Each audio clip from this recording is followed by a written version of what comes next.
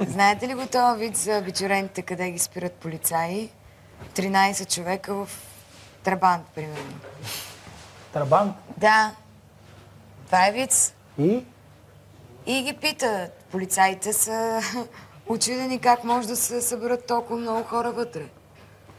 Те на купон цял вечер до сутринта и решават да не ги санкционират. Им казват, добре, утре елате пред районното в трезво състояние и ако успеете да се качите същите души в тази кола, няма да имате... Има санкции. Да.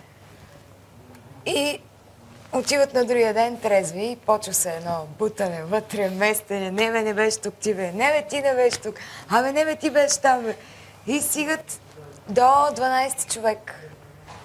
13-тия не може да се качи. И почва цяла, бе. Пешо, абе, ти сигурен си, че беше с нас, бе? Как бе, нали аз ви свирих с акордеона, бе? Та има място и да разпъва даже.